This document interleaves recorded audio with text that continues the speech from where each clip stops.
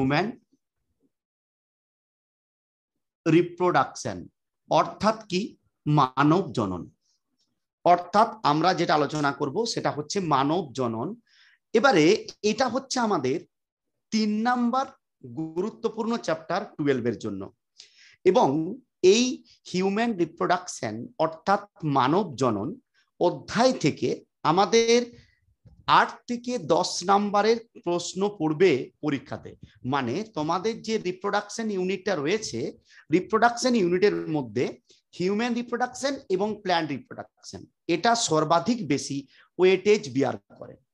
এবারে হিউম্যান রিপ্রোডাকশনের মধ্যে আমরা প্রথমে একটা জিনিস জানার চেষ্টা করব, বা এই রিপ্রোডাকশন মানেই জানি যে প্রক্রিয়াতে একটা নতুন অপত্য জীব সৃষ্টি হবে। এই নতুন অপত্য জীব সৃষ্টি হওয়ার পদ্ধতিটাকে বলছি আমরা রিপ্রোডাকশন। আর আমরা জানি মানুষ হচ্ছে সব থেকে উন্নত প্রকারের জীব, এবং মানুষ যে পদ্ধতিতে বংশবিস্তার করে সেটা হয়ে যাচ্ছে সেক্সুয়াল রিপ্রোডাকশন বা যৌন জনন। এবারে এই যৌন জনন পড়তে গিয়ে একটা বিশেষ টার্ম প্রথম আমাদের মাথায় রাখতে হবে। প্রথম টার্মটা কি? টার্মটা হচ্ছে সেক্সুয়াল ডাইমরফিজম। এটা অলরেডি তোমরা আগে জানো, সেক্সুয়াল ডাইমরফিজম। সেক্সুয়াল ডাইমরফিজম জিনিসটা কি? সেক্সুয়াল ডাইমরফিজম হলো যৌন দ্বিরূপতা। সেক্সুয়াল ডাইমরফিজম হলো কি? যৌন দ্বিরূপতা। এই যৌন দ্বিরূপতা জিনিসটা কি হচ্ছে, আমরা যদি বাইরে থেকে দেখে কোনো স্ত্রী এবং পুরুষ প্রাণীকে ডিফারেন্সিয়েট করতে পারি, তখন তাকে আমরা বলছি সেক্সুয়াল ডাইমরফিজম বা যৌন দ্বিরূপতা। এই টার্মটা পড়েছিলাম আমরা কোথায়? আরশোলার ক্ষেত্রেও 11-এ পড়েছি। এই যৌন দ্বিরূপতা যে ঘটনাটা, যে জন্য কোনো একটি প্রজাতির অন্তর্গত জীবেদেরকে বাহ্যিকভাবে আমরা নারী পুরুষে বিভাজন করতে পারি বা বুঝে নিতে পারি, এই টার্মটাকে বলা হচ্ছে যৌন দ্বিরূপতা। তাহলে একটু সংক্ষেপে লিখে রাখো, সেক্সুয়াল ডাইমরফিজম বা যৌন দ্বিরূপতা। সেক্সুয়াল ডাইমরফিজম বা যৌন দ্বিরূপতা লিখে রাখো। যে ঘটনার জন্য একটি প্রজাতির অন্তর্গত জীবেদের, যে ঘটনার জন্য একটি প্রজাতির অন্তর্গত জীবেদের, একটি প্রজাতির অন্তর্গত জীবেদের বাহ্যিক বৈশিষ্ট্যের ভিত্তিতে, একই প্রজাতির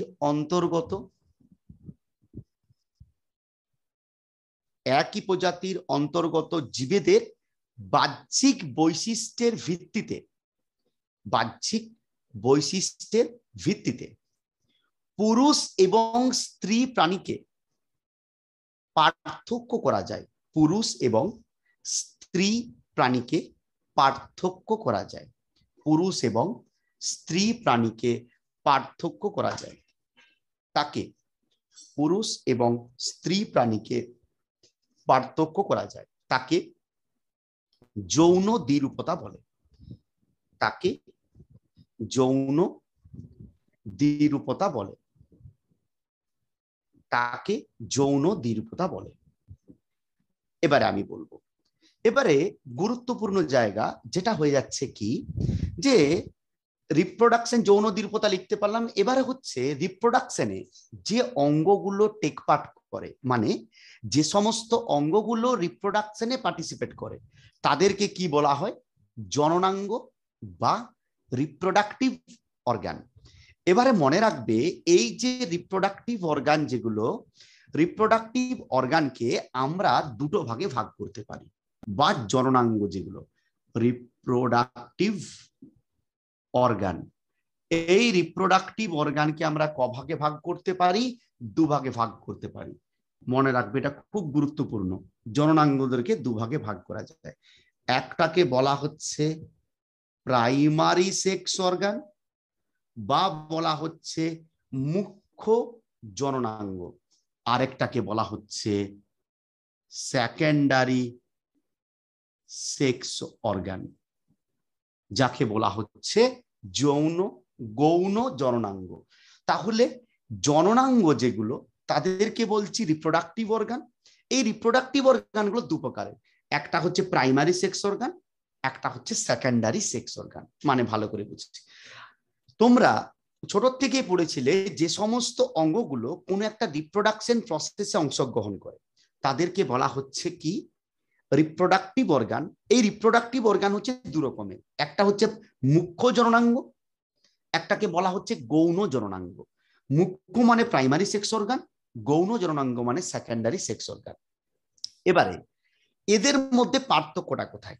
মুখ্য জননাঙ্গ হবে সেইটাই যেটা জনন প্রক্রিয়ার জন্য গ্যামেটের উৎপাদন করবে। কারণ আমরা জানি জনন প্রক্রিয়া সম্পাদন করতে গেলে কিসের প্রয়োজন?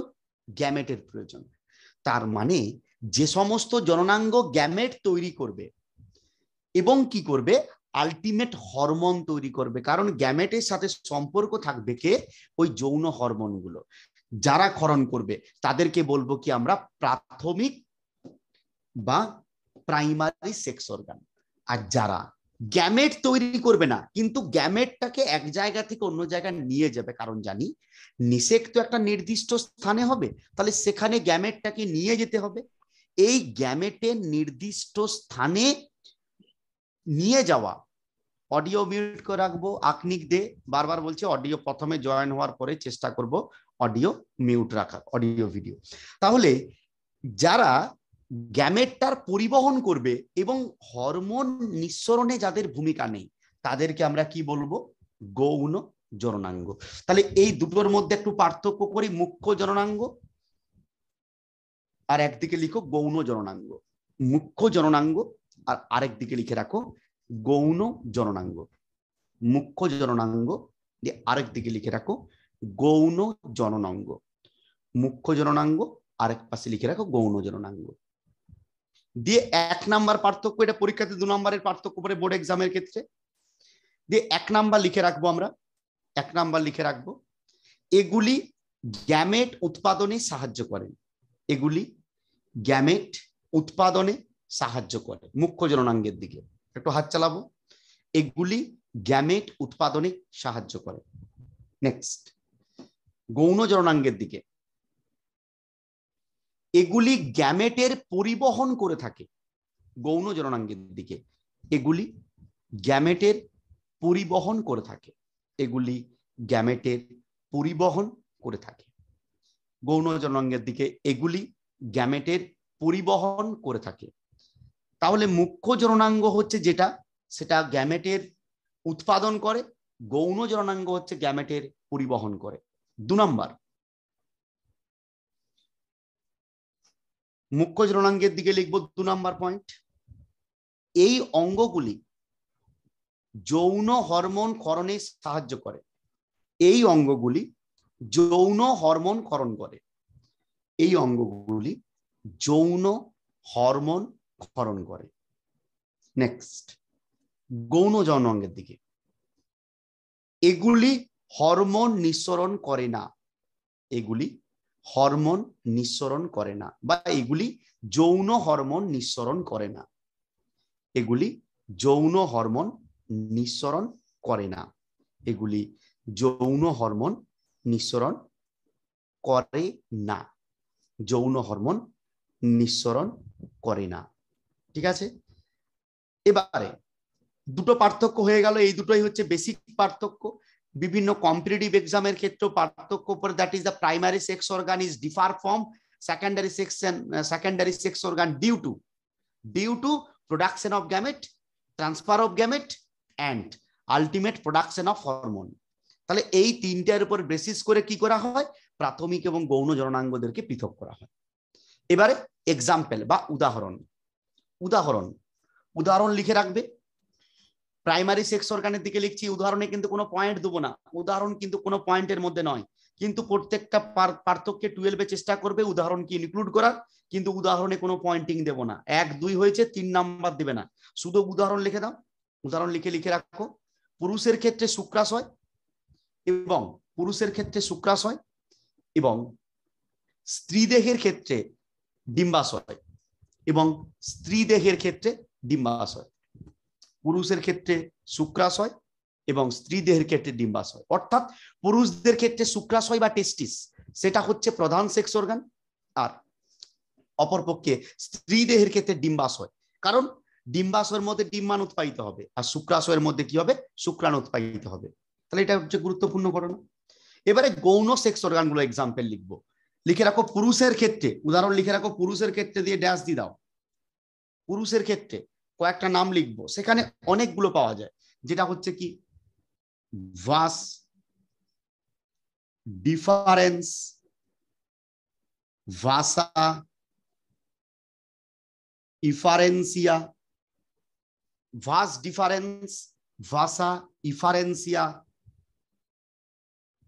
APD, ডাইমিস, etc. এগুলো লিখো, এখন অড লাগবে নামগুলো, কারণ টার্মগুলো এখন জটিল মনে হবে, কিন্তু পড়তে পড়তে সোজা হয়ে যাবে। ভাস ডিফারেন্স তুমি বাংলাতে উচ্চারণ করেও লিখতে পারো, এপিডি ডাইমিস বাংলাতে উচ্চারণ করে করে লিখতে পারো, কোনো বাংলার কোনো টার্ম নেই। ভাষা ইফারেন্সিয়া বাংলাতে উচ্চারণ করে করে ভাষা ইফারেন্সিয়া লিখতে পারো। এরকম গাদা রয়েছে, তো আমরা তিনটে এখন লিখলাম, বাকিগুলো পড়তে পড়তে দেখবো। তাহলে ভাস ডিফারেন্স, ভাষা ইফারেন্সিয়া, তারপরে হচ্ছে কি এপিডিডাইমিস, তারপরে পেনিস, এগুলো সব হচ্ছে সেকেন্ডারি সেক্স অর্গান। নেক্সট ফিমেলের ক্ষেত্রে, ফিমেলের ক্ষেত্রে লিখে রাখো ভালভা, ভেজাইনা, মেমারি গ্ল্যান্ড। লিখে রাখো ভালভা কমা ভেজাইনা, ভালভা কমা ভেজাইনা কমা মেমারি গ্ল্যান্ড। আরো বাকিগুলো পরে পড়াবো আমি, আরো প্রচুর আছে, সেগুলো জাস্ট অত লেখার দরকার নেই। ভালভা ভেজাইনা উচ্চারণ করে করে লিখতে পারো, আর মেমারি গ্ল্যান্ড। তো যাই হোক, বা স্তনগ্রন্থি, তো এইগুলো গেল, এইগুলো হচ্ছে primary sex organ, secondary sex organ. কয়েকটা করে এক্সাম্পল তোমরা করলে, এটাকে মনে রাখার চেষ্টা করতে হবে প্রথম। বেশ, তাহলে আমরা এখনো পর্যন্ত যেটা দেখলাম, রিপ্রোডাকশনের জন্য রিপ্রোডাক্টিভ অর্গানগুলো দু রকমের, প্রাইমারি সেক্স অর্গান আর সেকেন্ডারি সেক্স অর্গান, এই দুটো দেখলাম। এবারে primary sex organ secondary sex অর্গানের মধ্যে একটা ডিফারেন্স করলাম। এবারে আমরা যে রিপ্রোডাকশন প্রসেসটা করব, এই রিপ্রোডাকশন প্রসেসটা কি কি স্টেপের মাধ্যমে হয়। যখন sexual reproduction in foreign plant পড়াচ্ছিলাম, সেখানেও চ্যাপ্টারটাকে আমি গল্পের মতো ভেঙে নিয়েছিলাম। এখানেও চ্যাপ্টারটা যেটা পড়ব সেটাও গল্পের মতো পড়ব। তাহলে গুরুত্বপূর্ণ একটা কোশ্চেন, যেটা নিট বা বিএসসি নার্সিং বা বোর্ড এক্সাম, এবারে একটা আলোচনা করব, that is the reproductive event. মানে মানব দেহের ক্ষেত্রে এই যে জনন প্রক্রিয়া, তার কি কি ইভেন্ট ঘটে, সেগুলো আমরা জানার চেষ্টা করব। হ্যাঁ, মানে that is the stages of human reproduction, stages of human reproduction মানে মানব জননের ধাপ। তোমরা বাংলায় লিখতে পারো মানব জননের ধাপ, মানব জননের ধাপ, ঠিক আছে, মানব জননের ধাপ, stages of human reproduction, stages of human reproduction মানে মানব জনন হওয়ার জন্য যে যে ধাপগুলো রয়েছে বা কি কি ভাবে রিপ্রোডাকশনটা হয়, তার প্রথম একটা স্কিমেটিক ভিউ আমরা বোঝার চেষ্টা করব।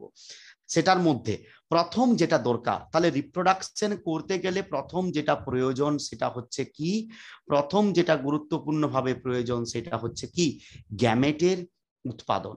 মানে আমরা যদি ভালো করে দেখি, দ্যাট ইজ প্রথম স্টেপটা কি হবে, 1 নাম্বার গ্যামেটোজেনেসিস। ঝটঝট করে লিখো, 1 নাম্বার স্টেপ হচ্ছে কি, গ্যামেটোজেনেসিস। তাহলে মানব রিপ্রোডাকশন পড়তে গেলে তার প্রথম স্টেপ জানা উচিত কি, গ্যামেটোজেনেসিস। নামের মধ্যে উত্তর পাচ্ছি, জেনেসিস মানে কি, পদ্ধতি, গ্যামেটোজেনেসিস মানে কি হবে, গ্যামেট তৈরির পদ্ধতি।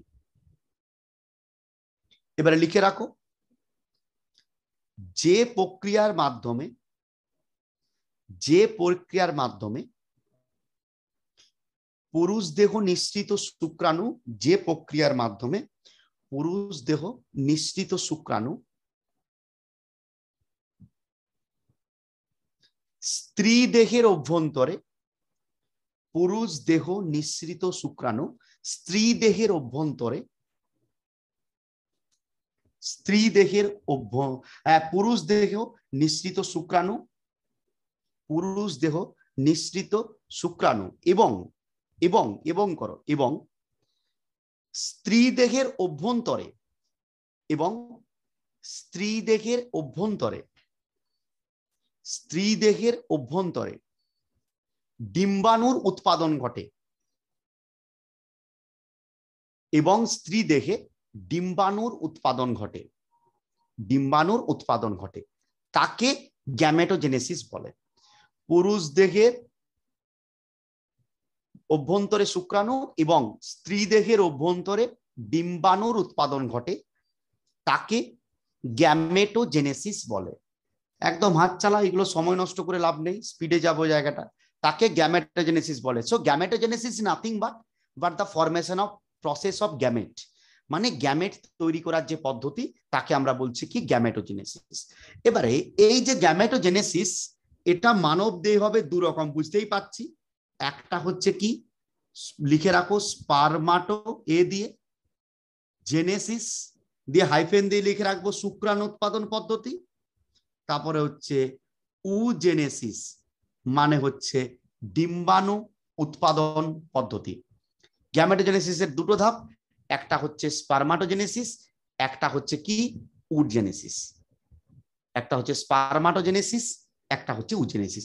স্পারমাটোজেনেসিসের পাশে লিখে রাখবো শুক্রাণুর উৎপাদন, উজেনেসিস মানে ডিম্বাণু। এগুলো ডিটেলসে পড়াবো, কিন্তু প্রথম স্কিমেটিক দেখবো কি কি স্টেজ হয়। তাহলে প্রথম গ্যামেট উৎপাদন হলো, এরপরে কি দরকার আমরা জানি, এই স্ত্রী দেহের অভ্যন্তরে নিষেক্রিয়া হবে। তাহলে পুরুষ দেহে যে শুক্রাণু তৈরি হলো সেটাকে যেতে হবে কোথায়, স্ত্রী দেহে। এই যে পুরুষ দেহ নিঃসৃত শুক্রাণু স্ত্রী দেহে যাবে, স্ত্রী দেহের কোথায় যাবে, যোনিপথে যাবে। এই যাওয়াটাকে বলা হচ্ছে ইনসেমিনেশন। পরের স্টেপ, এবারে 2 নাম্বার হচ্ছে কি ইনসেমিনেশন। 2 নাম্বার হচ্ছে ইনসেমিনেশন। টার্মগুলো ভুল করবে না, একদম মুখস্থ হয়ে যাবে প্রত্যেক টাইম। বারবার বলছি, পড়া ধরবো কিন্তু যে কোনো মুহূর্তে। 2 নাম্বার হচ্ছে কি ইনসেমিনেশন। 2 নাম্বার হচ্ছে কি insemination.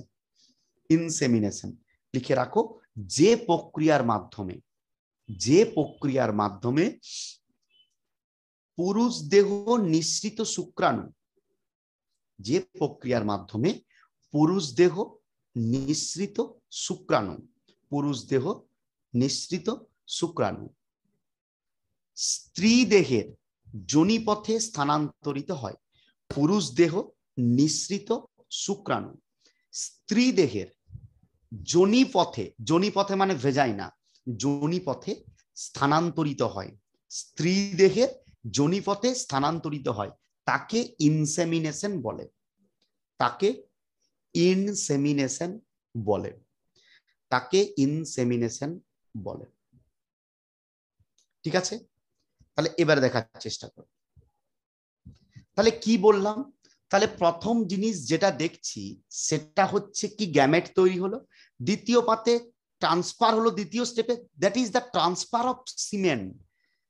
This is the transfer of semen from males to the vagina of females. অর্থাৎ স্ত্রী দেহে স্থানান্তরিত হওয়ার পদ্ধতির নাম কি? একদম ডাইরেক্ট শর্ট কোশ্চেন পড়বে, ডাইরেক্ট এমসিকিউ পড়বে অপশন দিয়ে, যে পুরুষ দেহ নিঃসৃত শুক্রাণু স্ত্রী দেহে যোনিপথে স্থানান্তরিত হওয়াকে বলা হয়। 4টে option, that is the insemination. তাহলে পুরুষ দেহে পৌঁছালো শুক্রাণু, এবারে পুরুষ দেহে যে শুক্রাণুটা গেল সেটা স্ত্রী দেহের অভ্যন্তরে আলটিমেট যাবার চেষ্টা করবে। কোথায় যাবে? ডিম্বাশয়ের মধ্যে সে যাবার চেষ্টা করবে। যোনিপথ থেকে সে আলটিমেট যাবে কোথায়? ডিম্বাশয়। বলবো ডিটেলসে, এখন শুধু জাস্ট স্কিমেটিক, কারণ নইলে প্রচুর সময় লেগে যাবে। আলটিমেট যাবে এবং স্ত্রী দেহের জননতন্ত্রে একটা অ্যাম্পুলা বলে জায়গা আছে, সেই জায়গাটা কি হবে? শুক্রাণুটা গিয়ে পৌঁছাবে। এই যে শুক্রাণুটা সেখানে গিয়ে যে পৌঁছাবে, এই প্রসেসটাকে মানে গিয়ে পৌঁছাবে, শুক্রাণুটার শক্তি লাগবে, অনেক ঘটনা ঘটবে, ক্যাপাসিটেন্স, মধ্যবর্তী, সেগুলো পরে বলবো আমরা। এরপর ওই শুক্রাণুটা ডিম্বাণু কাজে যাবে। সোজা কথায় ডিম্বাণু বলবো না, বলা উচিত সেকেন্ডারি উসাইট দেখতে পাবো। কারণ স্ত্রী দেহে একবারই ডিম্বাণু উৎপাদিত হয় না। স্ত্রী দেহে আমরা বলেছি প্রত্যেকটা পরিণত স্ত্রী দেহ অর্থাৎ বয়স সন্ধিকালের পর থেকে প্রত্যেকটা স্ত্রী দেহে প্রতি মাস অন্তর অন্তর মেনস্ট্রুয়াল সাইকেল বা রজত চক্র সংগঠিত হয়। এই রজত চক্রের মাধ্যমে কি উৎপাদিত হয়? Secondary oocyte. এই সেকেন্ডারি উসাইট শুক্রাণুর সাথে মিলিত হলে জাইগোট তৈরি করতে পারে। এটা হচ্ছে ঘটনা। তাহলে ইনসেমিনেশন হলো। তাহলে এরপরে স্টেপ কি দেখবো? এরপরে স্টেপ হচ্ছে fertilization. 3 number step. 3 number step fertilization. 3 number step fertilization বা নিষেক। লিখে রাখো। যে প্রক্রিয়ার মাধ্যমে ঝটঝট করে এগুলো জানা, এগুলো সময় নষ্ট করবো না। যে প্রক্রিয়ার মাধ্যমে, এবার হচ্ছে যে প্রক্রিয়ার মাধ্যমে স্ত্রী দেহে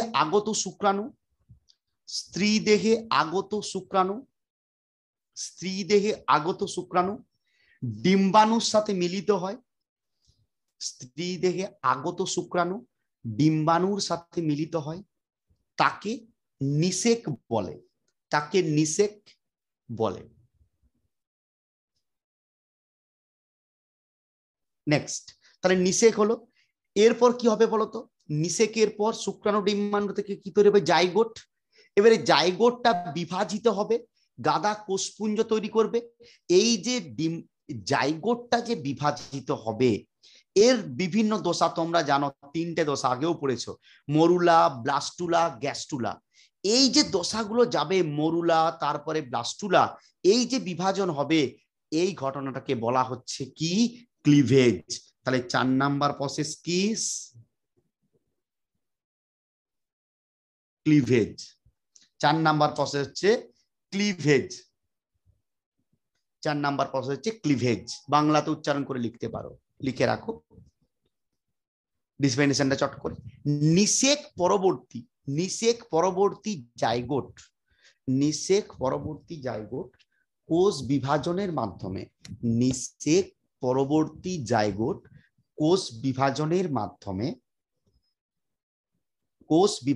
মাধ্যমে,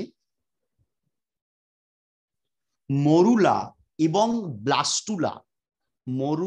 এবং ব্লাস্টুলা দশায় রূপান্তরিত হয়। কোষ বিভাজনের মাধ্যমে মরুলা, মরুলা এবং ব্লাস্টুলা, বয়লয়াকার, দন্তস্বটয়লসুলয়াকার, মরুলা এবং ব্লাস্টুলা দশায় রূপান্তরিত হয়। একে ক্লিভেজ বলে। এগুলো ডাইরেক্ট শর্ট কোশ্চেন কম্পিটিটিভ পরীক্ষার ক্ষেত্রে একে ক্লিভেজ বলে। তাহলে দেখো, তাহলে এখনো পর্যন্ত আমার কি হলো? জাইগোটটা বিভাজিত হয়ে তৈরি করেছে কোষপুঞ্জ, সেই কোষপুঞ্জের নাম দিচ্ছি কি? ক্লিভেজ, বা এই যে বিভাজনটা হচ্ছে। এরপরে এই যে ব্লাস্টুলা দশাটা তৈরি হলো, এই যে কোষপুঞ্জ, সেটা কি হবে? জরায়ুর মধ্যে রোপিত হবে। কারণ তোমাদেরকে রিপ্রোডাকশন অর্গানিজম চ্যাপ্টারে পড়িয়েছি মানুষ কেমন ধরনের জীব।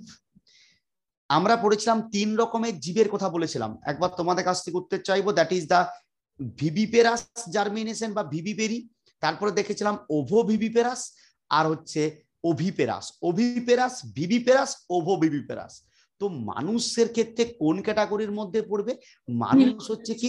ভিভিপেরাস, মানে হচ্ছে জরায়ুজ মানে হচ্ছে মায়ের জরায়ুর মধ্যে প্রতিস্থাপিত হবে। মানে মায়ের দেহে যেখানে একটা ওভারি রয়েছে, তার নিচে যে জরায়ু আছে, জরায়ুতে কি হবে? কোষপুঞ্জটা প্রতিস্থাপিত হবে, মানে আটকে যাবে, দিয়ে সেটা কি হবে? মায়ের দেহের সঙ্গে একটা যোগসূত্র স্থাপন করবে। তাহলে এর পরের স্টেপ কি হবে? ক্লিভেজ হওয়ার পর কাজ হবে রোপণ করতে হবে। এই প্রসেসটাকে বলা হচ্ছে ইমপ্ল্যান্টেশন বা রোপণ। এরপরে স্টেপটা হচ্ছে কি? ইমপ্ল্যান্টেশন। এবারে হচ্ছে ইমপ্ল্যান্টেশন বা রোপণ। গ্যাস্টুলা ফর্মেশনটা কি ক্লিভেজে? বলি হ্যাঁ, গ্যাস্টুলা হবে এরপরে। মরুলাতে আগে রোপণ ঘটবে, দিয়ে তার জার্ম স্তর তৈরি হবে, সেটাকে বলবো গ্যাস্ট্রুলেশন। এখনো পর্যন্ত গ্যাস্ট্রুলাতে আমি আসিনি, আমি দেখো লিখেছি মরুলা, মরুলা থেকে ব্লাস্টুলা হয়েছে, ব্লাস্টুলাটা কি হবে, রোপিত হবে, ব্লাস্টুলা দশাতেই কি হয়, রোপণটা ঘটে। ঠিক আছে, আর কিছু ডাউট বা কিছু বলছিলে বলো, যদি তোমার কোনো কোশ্চেন ছিল এখানে, যদি কোনো কোশ্চেন ছিল বলবো জায়গাটা। এখন আমি গ্যাস্ট্রুলা অবধি যাইনি, গ্যাস্ট্রুলা এর পরে তৈরি হবে রোপণ হওয়ার পর। ঠিক আছে, নিষেকের মোটামুটি 7 থেকে 10 দিন পরে আলটিমেট সেটা রোপিত হবে। কি করে রোপিত হবে প্রসেসগুলো পড়বো ডিটেলসে, এখন শুধু জাস্ট স্কিমেটিক ভিউ যাচ্ছি আমরা। ইমপ্ল্যান্টেশন বা রোপণ হয়েছে, তাহলে লিখে রাখো ব্লাস্টুলা দোসার কোষপুঞ্জ, ব্লাস্টুলা দোসার কোষপুঞ্জ জরায়ুর অন্তর্গাত্রে প্রতিস্থাপিত হলে, ব্লাস্টুলা দোসার কোষপুঞ্জ, ব্লাস্টুলা দোসার কোষপুঞ্জ জরায়ুর অন্তর্গাত্রে প্রতিস্থাপিত হলে তাকে ইমপ্ল্যান্টেশন বা রোপণ বলে, তাকে ইমপ্ল্যান্টেশন বা রোপণ বলে। স্যার আরেকবার রিপিট করুন। আমি বলছি ব্লাস্টুলা দোসার কোষপুঞ্জ, তাহলে আগের স্টেপটা দেখো একদম সিকোয়েন্সিয়ালি পড়বে। ব্লাস্টুলা দোসার কোষপুঞ্জ জরায়ুর অন্তর্গাত্রে, মানে জরায়ুর ভিতরের যে প্রকোষ্ঠ আর কি, জরায়ুর অন্তর্গাত্রে প্রতিস্থাপিত হওয়ার ঘটনাকে, মানে আটকে যাওয়া ঘটনাকে ইমপ্ল্যান্টেশন বা রোপণ বলে, ইমপ্ল্যান্টেশন বা রোপণ বলে, ইমপ্ল্যান্টেশন বা রোপণ বলে। হয়েছে, নেক্সট পরের স্টেপ 5 নাম্বার। যখনই রোপণ হলো এরপর কি হবে, এরপর রোপিত হওয়ার পরে কাজ হচ্ছে মায়ের দেহের সাথে আস্তে আস্তে যোগসূত্রটা তৈরি হবে। এই যোগসূত্র তৈরি হওয়ার ঘটনাটাকে বলা হচ্ছে কি, প্লাসেন্টেশন। এবারে 6 number step, that is the placentation. 6 number step কি, প্লাসেন্টেশন। প্লাসেন্টেশন মানে কি, অমরা তৈরি হচ্ছে। 6 নাম্বার স্টেপ প্লাসেন্টেশন, লিখে রাখো।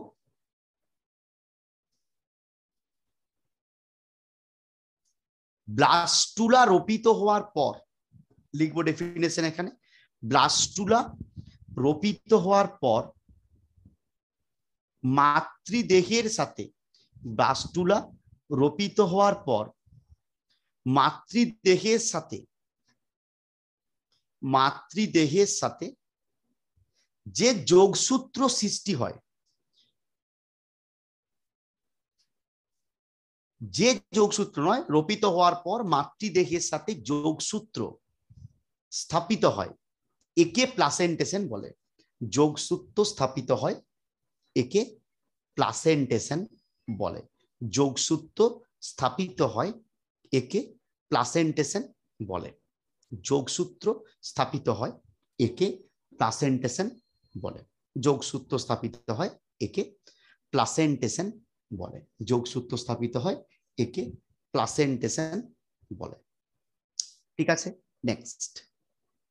তাহলে রোপণ হলো, এরপর মাতৃদেহ থেকে ক্রমাগত পুষ্টি নেওয়ার পর আলটিমেট কি হচ্ছে, আলটিমেট ওই যে ব্লাস্টুলা দশার কোষগুলো বিভাজিত হয়ে কি করছে, ত্রিস্তরীয় স্তর তৈরি করছে। কারণ আমরা জানি মানব যে ভ্রূণ সেটা 3টে স্তর তৈরি করে, কি কি, একটোডাম, এন্ডোডাম, মেসোডাম।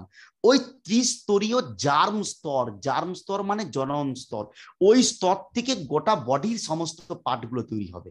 এই পদ্ধতিটাকে বলা হচ্ছে গ্যাস্ট্রুলেশন, এটাকে বলা হচ্ছে গ্যাস্ট্রুলেশন। এবারে 7 নাম্বার পয়েন্ট লিখে রাখো, গ্যাস্ট্রুলেশন। গ্যাস্ট্রুলেশন লিখে রাখো, দিয়ে ডেফিনেশন লিখবো গ্যাস্ট্রুলেশন। ব্লাস্টুলা দশার কোষগুলি ক্রমাগত বিভাজিত হয়ে, ক্রমাগত বিভাজিত হয়ে, স্যার প্রথম থেকে ব্লাস্টুলা দশার কোষগুলি ক্রমাগত বিভাজিত হয়ে, ব্লাস্টুলা দশার কোষগুলি ক্রমাগত বিভাজিত হয়ে, ব্লাস্টুলা দশার কোষগুলি ক্রমাগত বিভাজিত হয়ে, ব্লাস্টুলা দশার কোষগুলি ক্রমাগত বিভাজিত হয়ে, ব্লাস্টুলা দশার কোষগুলি ক্রমাগত বিভাজিত হয়ে ক্রমাগত বিভাজিত হয়ে ক্রমাগত বিভাজিত হয়ে ত্রিস্তরীয় গ্যাস্টুলা ত্রিস্তরীয় গ্যাস্টুলা দশায় রূপান্তরিত হয়। ত্রিস্তরীয় গ্যাস্টুলা দশায় রূপান্তরিত হয়। একে গ্যাস্টুলেশন বলে। ত্রিস্তরীয় গ্যাস্টুলা দশায় রূপান্তরিত হয়, একে গ্যাস্টুলেশন বলে। একে গ্যাস্টুলেশন বলে। একে গ্যাস্টুলেশন বলে। একে গ্যাস্টুলেশন বলে। একে গ্যাস্টুলেশন বলে। তাহলে গ্যাস্টুলেশন কি হলো? তিনটে যে জার্ম স্তর তৈরি হচ্ছে, এবারে কি করে তৈরি হচ্ছে পড়াবো যখন স্টেপ বাই স্টেপ যাব, তাকে গ্যাস্টুলেশন বলছি। এবারে গ্যাস্টুলেশন হতে হতে ওই যে কোষগুলোর আরো বিভাজন হবে, তিনটে জার্ম লেয়ার হয়েছে, এবারে কোন জার্ম লেয়ার থেকে চোখ, কিডনি, ফুসফুস, লাংস প্রত্যেকটা তৈরি হতে থাকবে। এরপরে step that is the organogenesis. এরপরে step that is the organogenesis. তার মানে কি? ত্রিস্তরীয় জার্ম স্তর থেকে বিভিন্ন অঙ্গ সৃষ্টি হয়, একে বলা হচ্ছে কি? অর্গানোজেনেসিস। লিখে রাখো, যে প্রক্রিয়ায় তিনটি জার্ম স্তর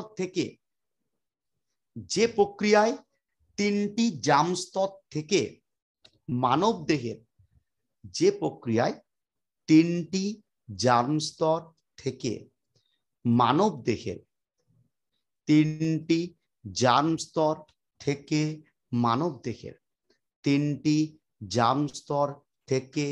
মানব দেহের বিভিন্ন অঙ্গের সৃষ্টি হয়, তাকে অর্গানোজেনেসিস বলে। তাকে অর্গানোজেনেসিস বলে। Next 9 number. এবার হচ্ছে কি? Last step.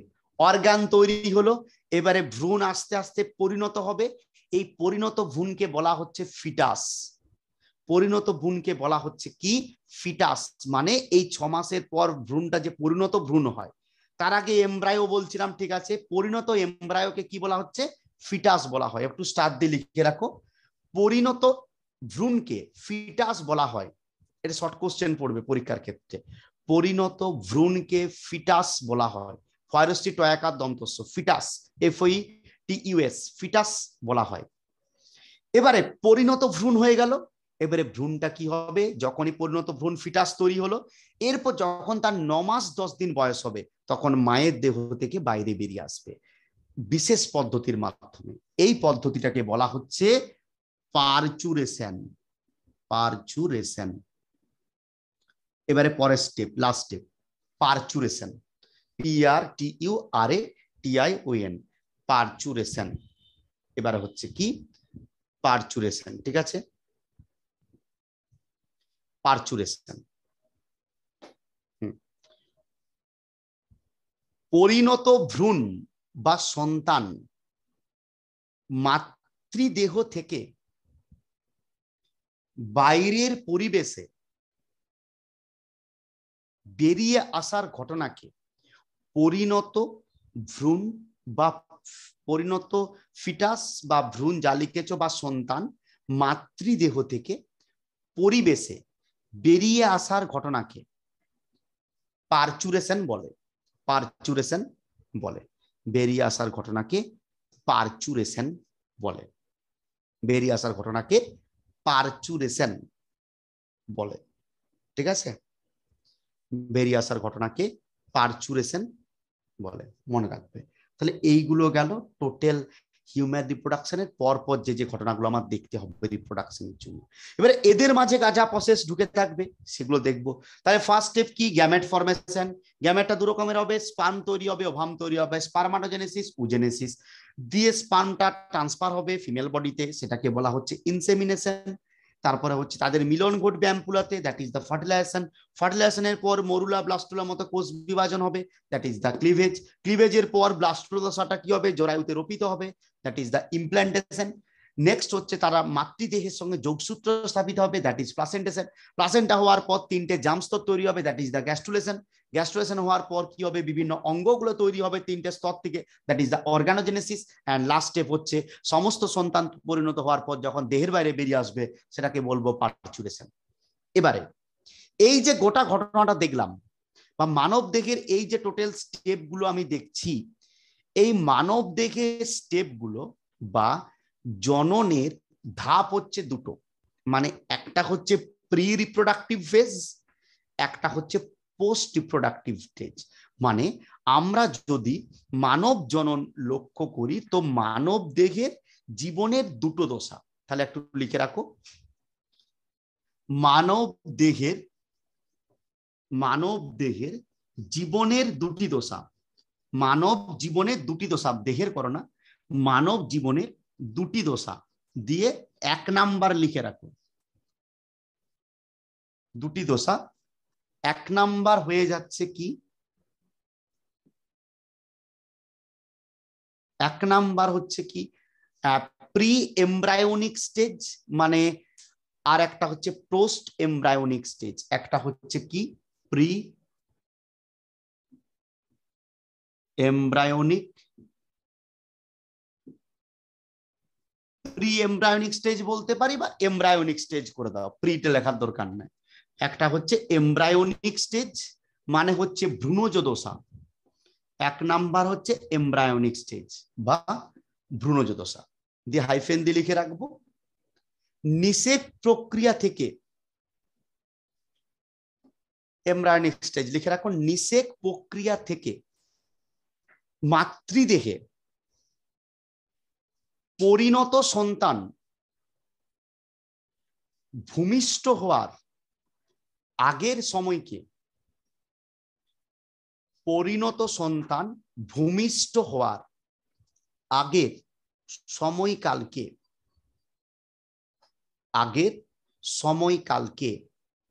ভ্রূণজ দশা বলে। ভ্রূণজ দশা বলে, আগের সময়কে ভ্রূণজ দশা বলে। দিয়ে লিখে রাখো এর স্থায়িত্বকাল, খুব গুরুত্বপূর্ণ পরীক্ষা পারপাসের জন্য, দিয়ে লিখে রাখবে 280 ± 10। এর স্থায়িত্বকাল 280 ± 10, মানে 270 দিন থেকে 290 দিন, মানে 9 মাস থেকে 9 মাস 20 দিন। একটা মাতৃগর্ভে একটা সন্তান কতদিন থাকে? 9 মাস 10 দিন। এটা ভুল করো না, অনেক সিনেমাতে আমরা দেখেছি 10 মাস 10 দিন, ডায়লগটা শুনেছো, গর্ভে ধারণ করেছে। তো 10 মাস 10 দিন নয়, 9 মাস 10 দিন হচ্ছে অরিজিনাল সায়েন্টিফিক দিকে। এবারে 9 মাস থেকে 9 মাস 20 দিন এই সময়ের মধ্যে সন্তানটা মাতৃগর্ভে অবস্থান করবে। এই সময়কালটাকে আমরা কি বলছি? এই সময়টাকে বলা হচ্ছে এমব্রায়োনিক স্টেজ, বা এটাকে বলা হচ্ছে গ্যাস্টেশন পিরিয়ড। নট গ্যাস্টুলেশন বাট গ্যাস্টেশন, মানে গর্ভধারণের সময়কাল। এটা ভুল করেন, 280 ± 10। নেক্সট 2 নাম্বার হচ্ছে কি post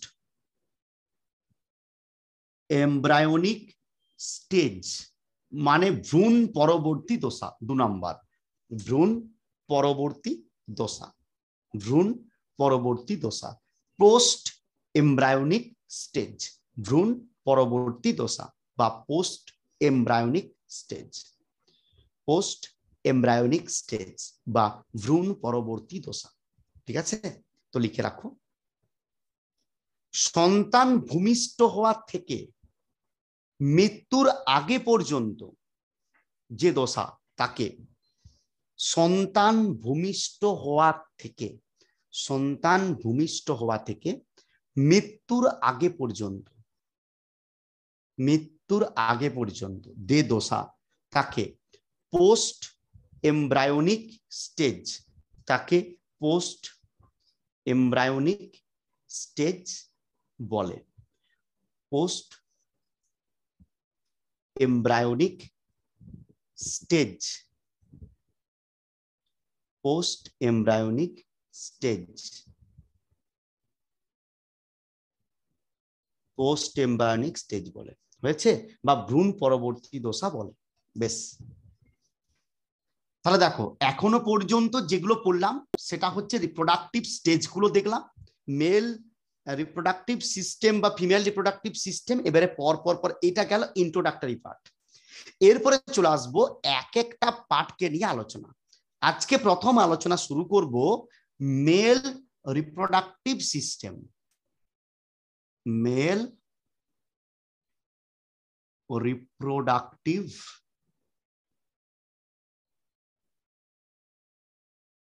system, mail reproductive system অর্থাৎ পুরুষ জননতন্ত্র নিয়ে আজকে আলোচনা করবো। প্রথম ইন্ট্রোডাক্টরি পার্ট গেল, এবারে এক একটা পার্ট সম্বন্ধে আগে জানি। মেল রিপ্রোডাক্টিভ সিস্টেমটা জানবো, ফিমেল রিপ্রোডাক্টিভ পার্টটা জানবো, তাদের মধ্যে কি ঘটনা ঘটছে সেগুলো পরপর পরপর। সিস্টেম পুংজননতন্ত্র, পুংজননতন্ত্র জিনিসটা কি? তো মেল রিপ্রোডাক্টিভ সিস্টেম যেটা প্রথমেই বলেছি, পুংজননতন্ত্রের প্রধান অংশটা হচ্ছে, আগে মন দিয়ে শোনো, শুক্রাশয় বা টেস্টিস। তো শুক্রাশয়গুলো থাকে কোথায়? তো আমি প্রথমে এটার একটা ডায়াগ্রামেটিক ছবি এঁকে দেখাচ্ছি, তোমরাও আঁকার চেষ্টা করবো ছবিটা। সাথে সাথে প্রথমবারে হয়তো তোমাদের ডিস্টার্ব, কিন্তু পেন দিয়ে আঁকার চেষ্টা করবে একদম ক্লিয়ার ভাবে। প্রথম কথা হচ্ছে শুক্রাশয়, পুরুষদের ক্ষেত্রে কি হচ্ছে, দুটো শুক্রাশয় অবস্থান করে।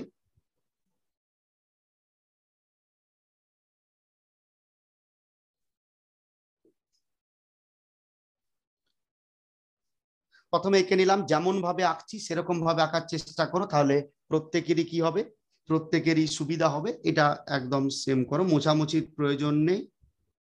হ্যাঁ, দুটো শুক্রাশয় আঁকা হলো। এবারে শুক্রাশয়গুলো থেকে একদম আঁকো আমার সাথে সাথে, যেমন ভাবে আঁকছি পরীক্ষাতেও আঁকতে তোমার প্রবলেম হবে না। এরকম আঁকলাম,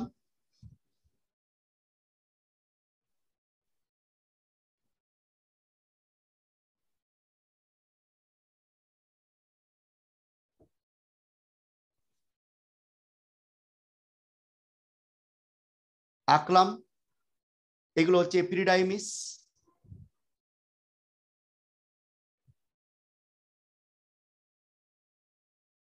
এরকম আঁকলাম।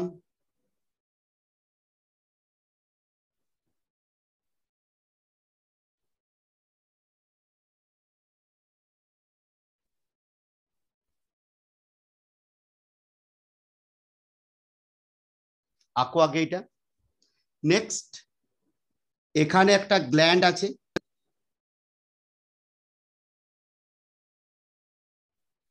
এটাকে বলা হচ্ছে পোস্টেড গ্ল্যান্ড।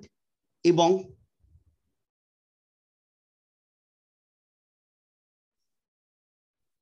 এখানে আরেকটা গ্রন্থি এসে যুক্ত হচ্ছে, সেমিনাল ভেসিকেল।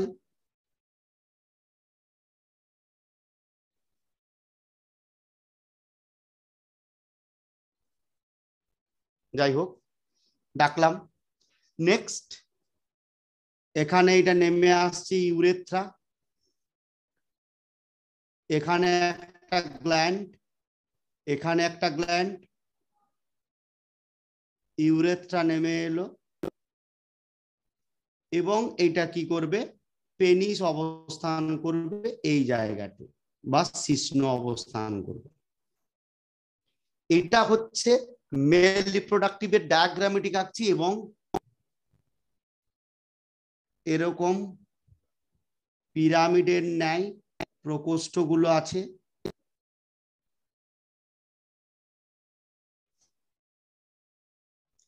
এইগুলো টোটাল আছে কতগুলো, 250 থেকে 300টা। অনেকে তোমাদের মধ্যে আছো, ভেবে নাও যে বইয়ের মধ্যে আছে, আঁকবো না, সেটা করবে না।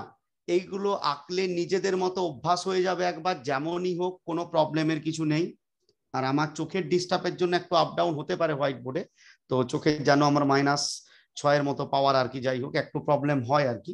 তো যাই হোক, এখানে সেমিনিফেরাস টিউবিউল গুলো প্রবেশ করছে। এগুলো এসে বাইরে কি করেছে, জালক তৈরি করেছে।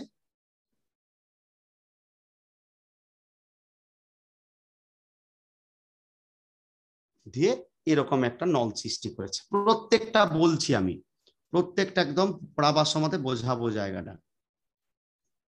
প্রত্যেকটা টিউবিউলের মধ্যে কি হচ্ছে, এরকম সেমিনিফেরাস টিউবিউল গুলো প্রবেশ করছে এবং এইগুলো বাইরে জালক তৈরি করেছে বাইরে এসে, এবং এইগুলো বিভিন্ন নল তৈরি করেছে যেটা ভাষা ইফারেন্সিয়া এর মধ্যে গেছে। তাহলে আলটিমেট এটা হচ্ছে একটা মেল রিপ্রোডাক্টিভ সিস্টেমের স্ট্রাকচার। এবারে মেল রিপ্রোডাক্টিভ সিস্টেমের স্ট্রাকচার এইটা যেটা বলছি,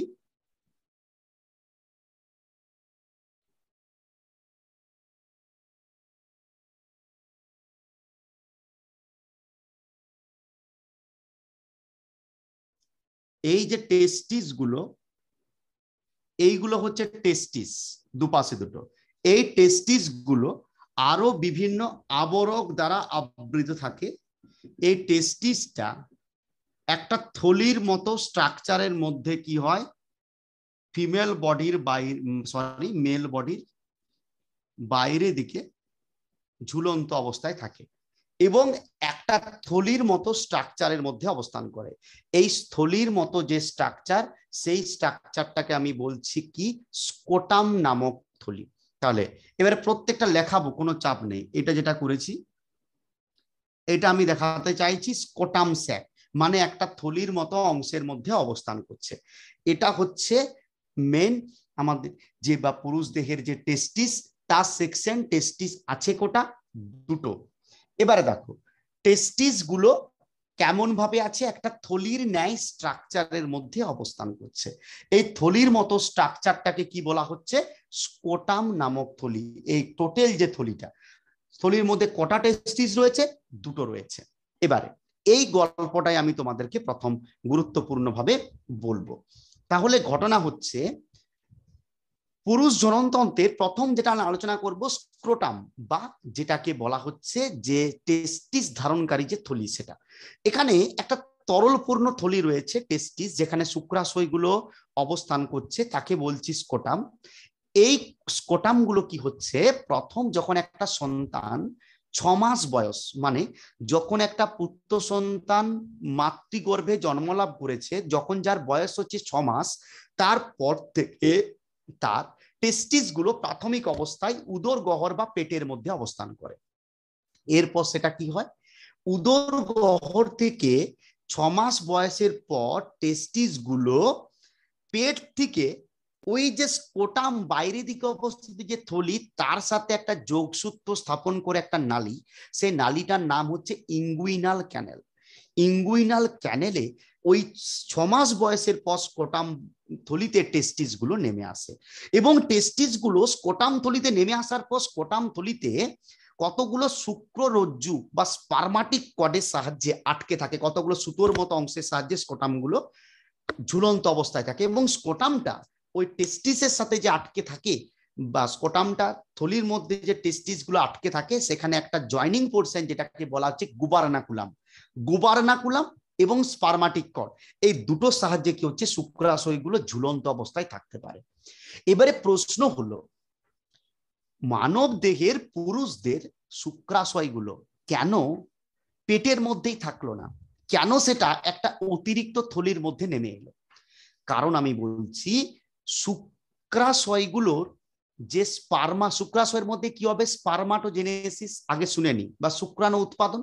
শুক্রাণু উৎপাদন করতে গেলে আমাদের দেহের যে টেম্পারেচার, তার থেকে কম টেম্পারেচার লাগে। মানে আমাদের বডির নর্মাল টেম্পারেচার কত তোমরা জানো, আমাদের বডির টেম্পারেচার হচ্ছে 36.89 ডিগ্রি সেন্টিগ্রেড। প্রত্যেকে জানি 36.89 ডিগ্রি সেন্টিগ্রেড বডি টেম্পারেচার।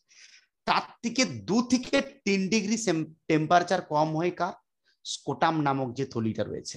অর্থাৎ দেহের থেকে তাপমাত্রা কম হয়, এবং এই 34 ডিগ্রি তাপমাত্রাতে কি হয়, স্পার্মাটোজেনেসিস প্রক্রিয়াটা ভালো হতে পারে। তার জন্য কি হয়, ওই টেস্টিস গুলো স্কোটাম নামক থলিতে নেমে আসে যখন সন্তানটার মোটামুটি 7 মাসের মতো বয়স হয়। হলো, এবারে কার মাধ্যমে নেমে আসছে, একটা যোগসূত্র যেটাকে নাম বলা হচ্ছে কি, ইঙ্গুইনাল ক্যানেলের মাধ্যমে কি হচ্ছে, স্কোটাম নামক থলিতে কি হচ্ছে, পরবর্তীকালে পরপর ভাবে নেমে আসছে। এটা হচ্ছে গুরুত্বপূর্ণ ঘটনা। এটাকে আমরা প্রথমে আগে লিখে নিই, তারপরে আবার এই টেস্টিসের ভিতরে স্ট্রাকচারটাতে পরপর যাব। নেক্সট, তাহলে তুমি প্রথম হেডিং করো পুংজননতন্ত্র। পুংজননতন্ত্র হেডিং করেছি, দিয়ে লিখে রাখো স্কোটাম, দিয়ে লিখে রাখো স্কোটাম। মানব দেহের শুক্রাশয় দুটি, শুক্রাশয় দুটি যে তরল পূর্ণ থলির মধ্যে অবস্থান করে, যে তরল পূর্ণ থলির মধ্যে অবস্থান করে, যে তরল পূর্ণ থলির মধ্যে অবস্থান করে, যে তরল পূর্ণ থলির মধ্যে অবস্থান করে তাকে স্কোটাম বলে। মানব দেহে শুক্রাশয়গুলি যে তরল পূর্ণ থলির মধ্যে অবস্থান করে তাকে স্কোটাম বলে। ঠিক আছে, বেশ, ফুল স্টপ। তারপরে লিখো মাতৃগর্ভে পুত্র সন্তানের বয়স যখন 7 মাস হয়ে থাকে, মাতৃগর্ভে পুত্র সন্তানের বয়স যখন 7 মাস হয়ে থাকে, মাতৃগর্ভে পুত্র সন্তানের বয়স যখন 7 মাস হয়ে থাকে, মাতৃগর্ভে পুত্র সন্তানের বয়স যখন 7 মাস হয়ে থাকে, তখন শুক্রাশয়গুলি উদর গহ্বর থেকে, শুক্রাশয়গুলি উদর গহ্বর থেকে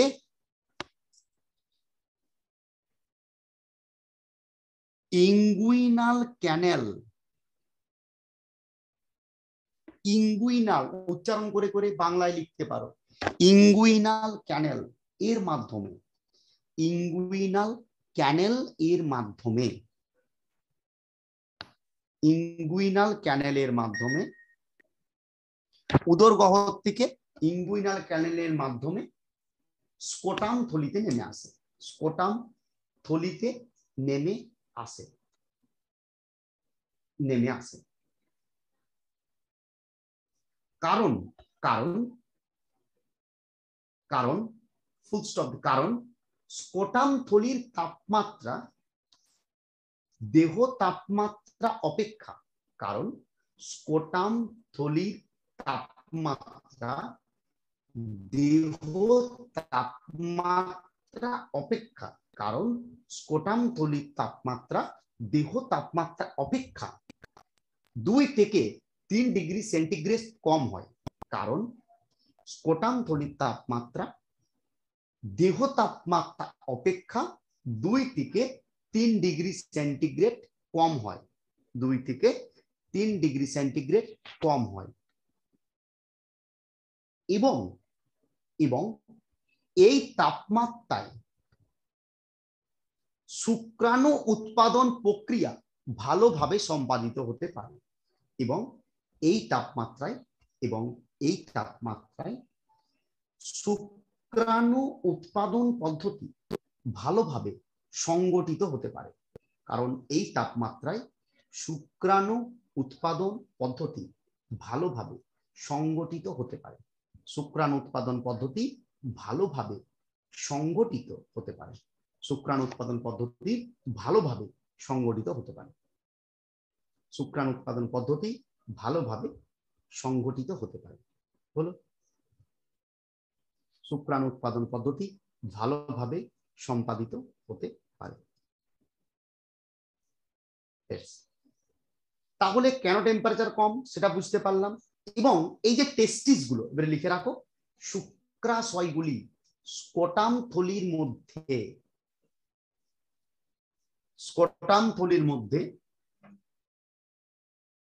শুক্রাশয়গুলি স্কোটাম থলির মধ্যে শুক্ররজ্জু বা স্পারমাটিক কর্ড, শুক্ররজ্জু, শুক্র রজ্জু, রজ্জু মানে দড়ি, শুক্ররজ্জু বা স্পারমাটিক কর্ড এবং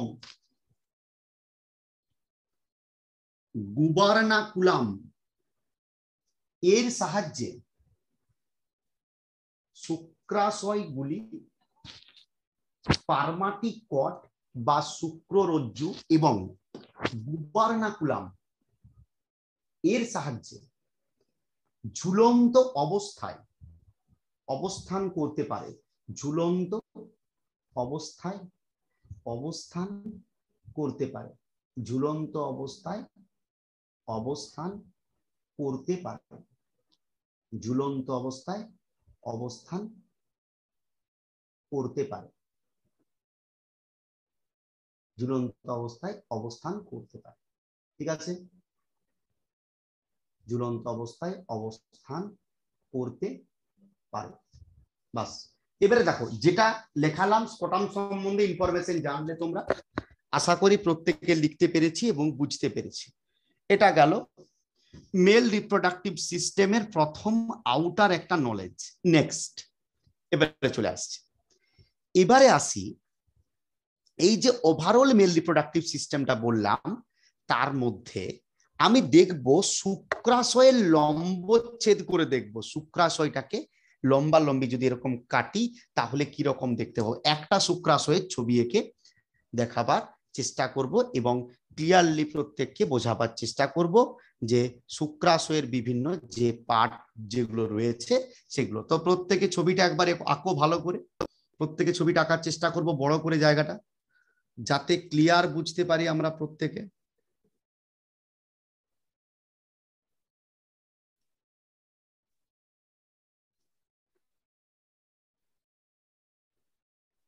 প্রত্যেকে বড় করে আঁকবো জায়গাটা, সাথে সাথে আঁকা শুরু করো।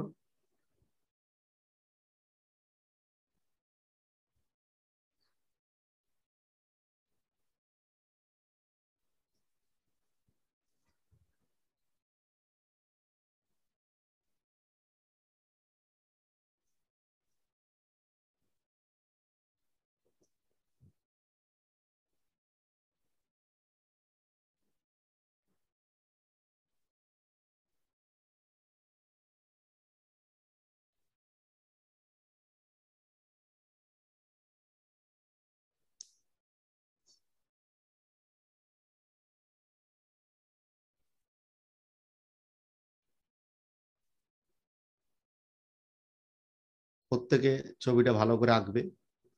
এই যে বলছি শুক্র উৎপাদক নালিকা যেগুলো আসছে বাইরে, একটা দেখো জালক তৈরি করেছে, আমি দেখাচ্ছি।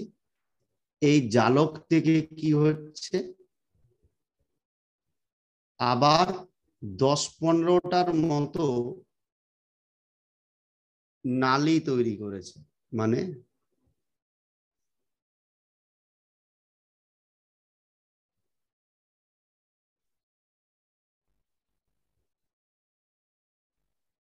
ঠিক আছে, এটা ঘটনা।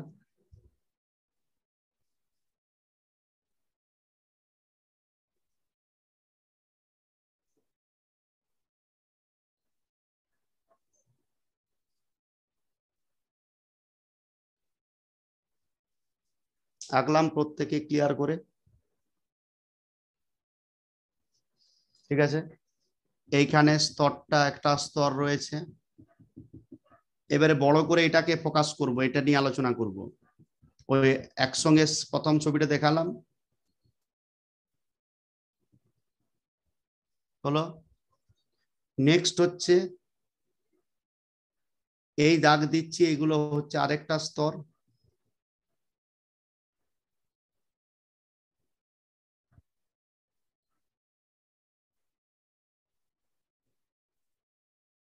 আর ভিতরে ডট গুলো হচ্ছে আরেকটা স্তর।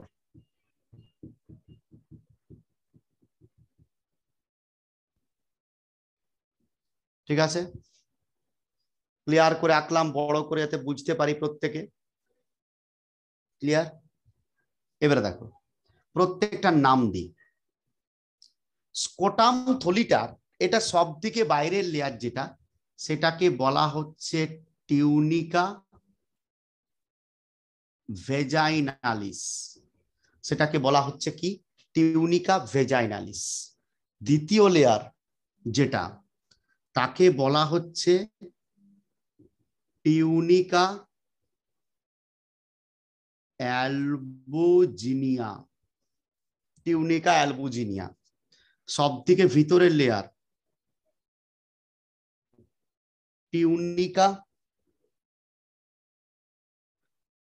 ভাস্কুলোসা, বাংলাতে উচ্চারণ করে লিখতে পারো টিউনিকা ভেজাইনালিস, টিউনিকা অ্যালবুজিনিয়া, টিউনিকা ভাস্কুলোসা। এটা হচ্ছে স্কোটাম স্যাকের তিনটা পরপর বাইরে থেকে ভিতরের দিকে লেয়ার।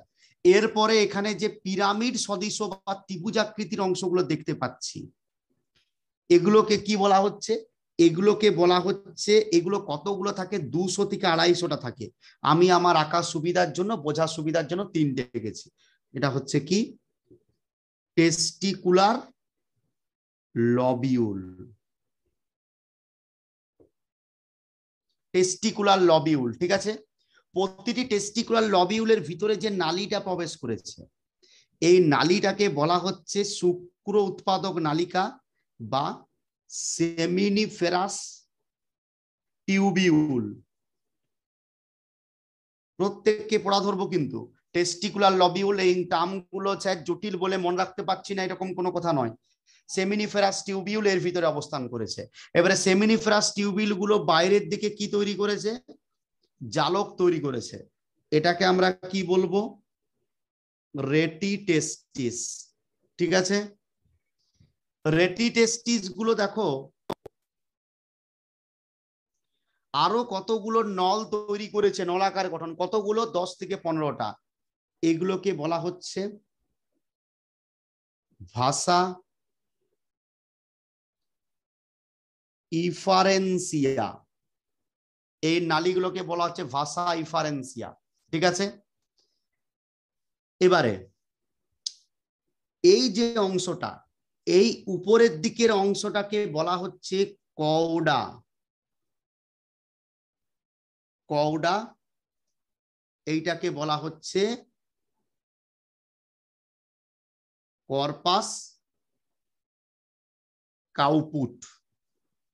এই টোটাল জায়গাটার নাম হচ্ছে এপি ডি ডাইমিস, ঠিক আছে। গোটাটা হচ্ছে এপিডিডাইমিস। এপিডিডাইমিসের 3টে পার্ট। উপরের পোর্শনকে বলা হচ্ছে কওডা, মাঝের পোর্শনকে কর্পাস, নিচের পোর্শনকে কাপুট, মনে রাখবে।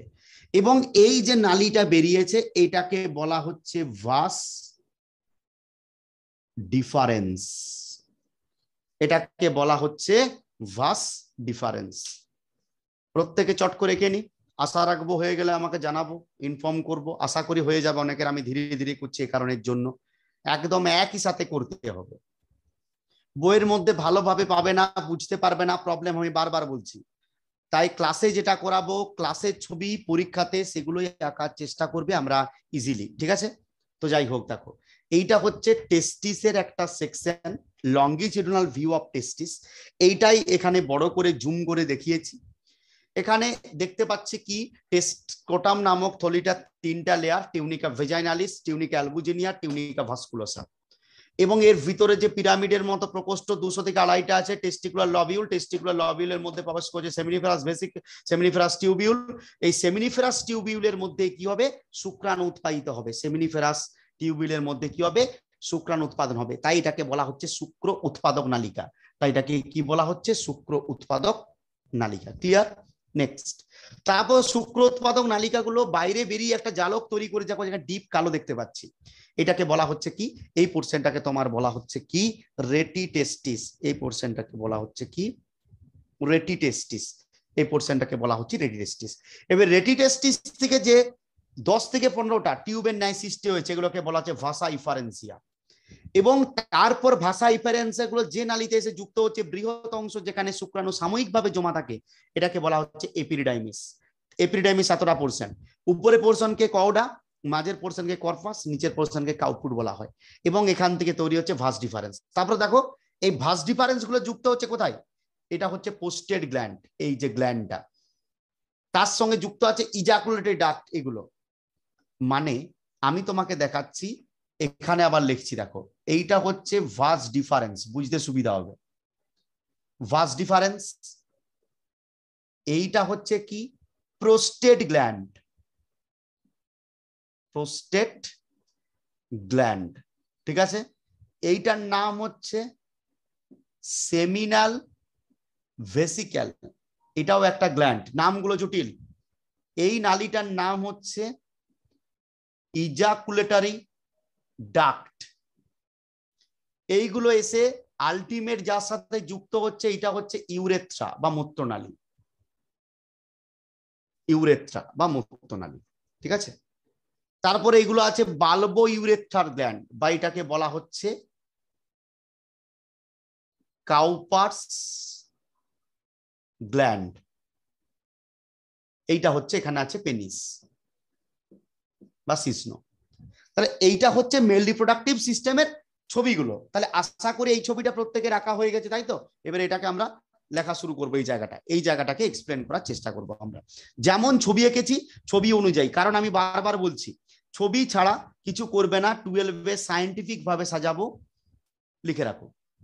এবার লিখে রাখবো, এবারে যেটা লিখছিলাম স্কোটাম লিখছিলাম, সেখানেই চলুক। পরে ছবিটা আঁকা হয়েছে, তারপর লিখছি, লিখে রাখো স্কোটামের সব থেকে বাইরের আবরণটি হলো টিউনিকা ভেজাইনালিস।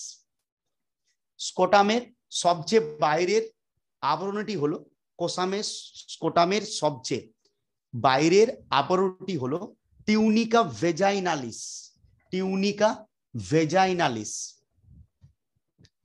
এবং এই স্তরে হাইড্রোসিলিক ফ্লুইড অবস্থান করে। হাইড্রোসিলিক ফ্লুইড বাংলায় উচ্চারণ করে লিখো, কোনো অসুবিধা নেই। এই স্তরে হাইড্রোসিলিক ফ্লুইড অবস্থান করে। এবং তোমরা একটা টার্ম শুনেছো হাইড্রোসিল। কোনো কারণে যদি স্কোটাম থলিটা যদি বড় হয়ে যায়, মানে এখানে যদি তরলটা যদি বেশি পরিমাণে জমা হয়ে যায়, তাহলে স্কোটামটা কি হবে, আয়তনে অনেক বড় হয়ে যাবে। তখন সেটাকে বলা হবে কি, সেটাকে বলা হবে হাইড্রোসিল, সে অস্বাভাবিক অবস্থাকে। এই তরলটাকে বলা হচ্ছে হাইড্রোসিলিক ফ্লুইড, ঠিক আছে। এটি লিখে রাখো, এটি টেস্টিসগুলিকে বাইরের ঘর্ষণ জনিত আঘাত থেকে রক্ষা করে। এটি টেস্টিসগুলিকে বাইরের ঘর্ষণ জনিত আঘাত থেকে রক্ষা করে। নেক্সট, তারপরে লিখতে পারি লিখে রাখো টিউনিকা ভেজাইনালিসের অভ্যন্তরীণ স্তরটি টিউনিকা অ্যালবুজিনিয়া। টিউনিকা ভেজাইনালিসের অভ্যন্তরীণ স্তরটি দেখে দেখে লিখছি একদম। টিউনিকা ভেজাইনালিসের অভ্যন্তরীণ স্তরটি টিউনিকা অ্যালবুজিনিয়া। এবং সবচেয়ে ভিতরের স্তরটি হলো টিউনিকা ভাস্কুলোসা। সবচেয়ে ভিতরের স্তরটি হলো টিউনিকা ভাস্কুলোসা, টিউনিকা ভাস্কুলোসা, টিউনিকা ভাস্কুলোসা।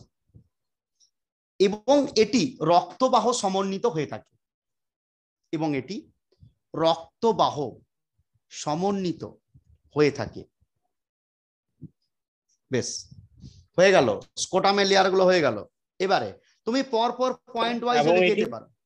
এবং এটি রক্তবাহ সমন্বিত হয়ে থাকে। রক্তবাহ মানে বিভিন্ন ব্লাড ভেসেল এই সমস্ত অবস্থান করে। এবং এখানে দেখবো ব্লাড টেস্টিস ভেরিয়ার আছে, পরে পড়াবো আমি। মানে রক্ত আর শুক্রাণু দুটোর মধ্যে একটা, মানে শুক্রাশয়ের মধ্যে এই যে আমরা দেখছি যে সিমেন্ট যেটা, সেটা হচ্ছে এক প্রকারের রক্তেরই একটা মডিফিকেশন রূপ বা যেটা তৈরি হচ্ছে আমরা দেখব। কিন্তু রক্তের সাথে সিমেন্টের কোনো সম্পর্ক নেই, দুটোর মধ্যে সেপারেশন হয়। সেখানে অবস্থান করছে ব্লাড টেস্টিস ব্যারিয়ার। খুব গুরুত্বপূর্ণ টার্ম নিট বা গুরুত্বপূর্ণ এক্সামের জন্য, সেটা পরে বলবো আমি। তো যাই হোক, আগে জায়গাটা করি, টিউনিকা ভাস্কুলোসা যা রক্তবাহ সমন্বিত হয়ে থাকে। নেক্সট, পরে লিখবো প্রতিটি শুক্রাশয়ের অভ্যন্তরে, একদম ছবি দেখে দিয়ে লিখছি, কিন্তু তুমি দরকার হলে পরীক্ষাতে এরকম পয়েন্ট ওয়াইজ লিখতে পারো, আমি শুধু গল্পটা বলবো পয়েন্ট ওয়াইজ। প্রতিটি শুক্রাশয়ের অভ্যন্তরে 200 থেকে 250টি, প্রতিটি শুক্রাশয়ের অভ্যন্তরে 200 থেকে 250টি পিরামিড সদৃশ, প্রতিটি শুক্রাশয়ের অভ্যন্তরে 200 থেকে 250টি পিরামিড সদৃশ টেস্টিকুলার লবিউল, বর্তমান পিরামিড সদৃশ টেস্টিকুলার লবিউল, পিরামিড সদৃশ টেস্টিকুলার লবিউল বর্তমান, ফুল স্টপ। বরাবর প্রতিটি টেস্টিকুলার লবিউলের অভ্যন্তরে, প্রতিটি টেস্টিকুলার লবিউলের অভ্যন্তরে, টেস্টিকুলার লবিউলের অভ্যন্তরে কি আছে? প্রতিটি টেস্টিকুলার লবিউলের অভ্যন্তরে 1 থেকে 3টি করে, প্রতিটি টেস্টিকুলার লবিউল এর অভ্যন্তরে 1 থেকে 3টি করে শুক্র উৎপাদক নালিকা বা সেমিনিফেরাস টিউবিউল অবস্থান করে।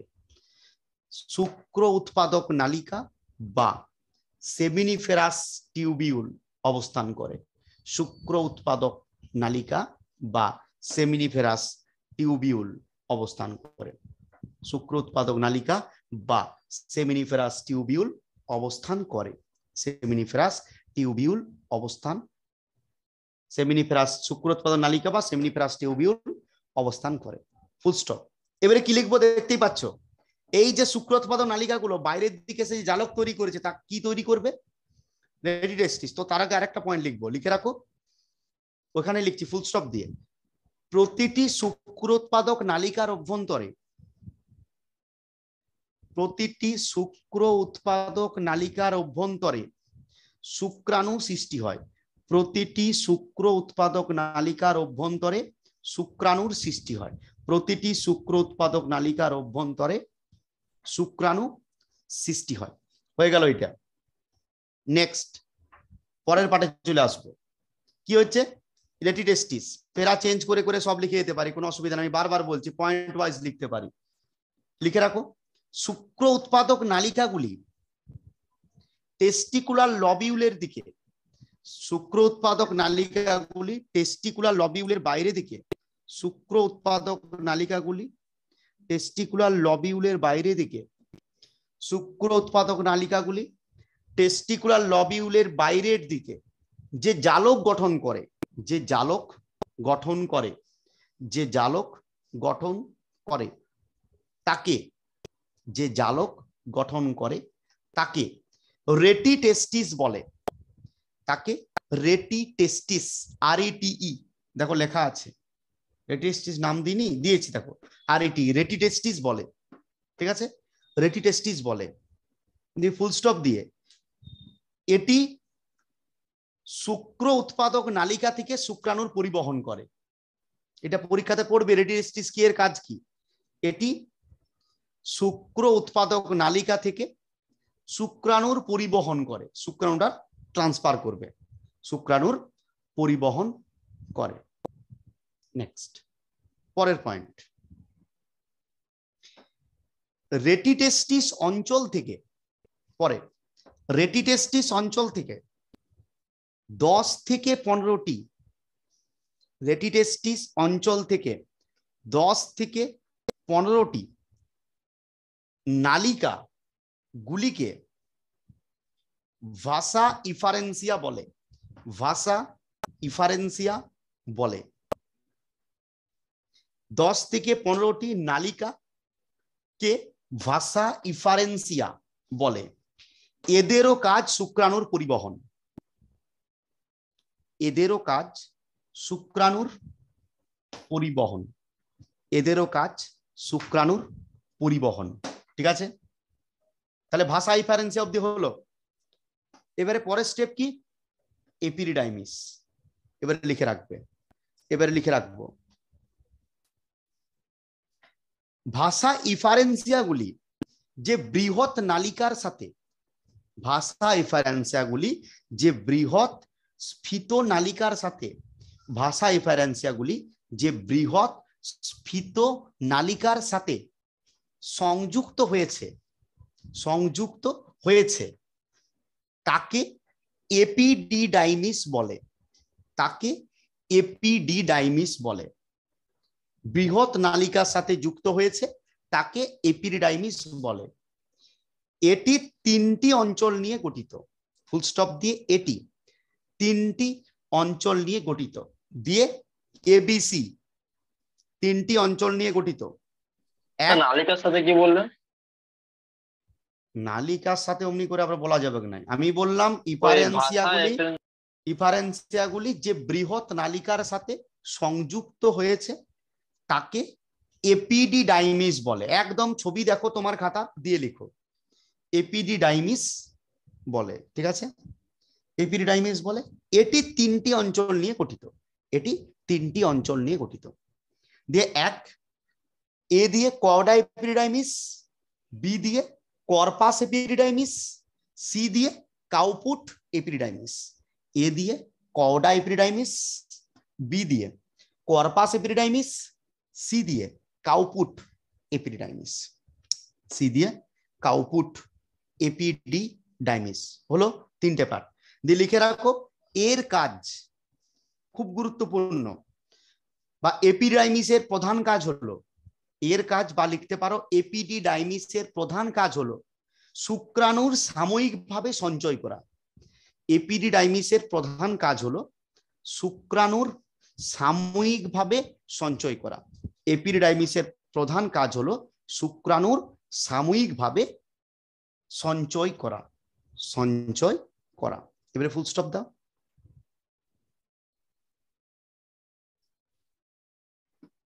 হ্যাঁ, এবারে ফুল স্টপ দিয়ে লাস্ট এটা লিখবো, এটা পর্যন্ত ছবি এঁকেছি।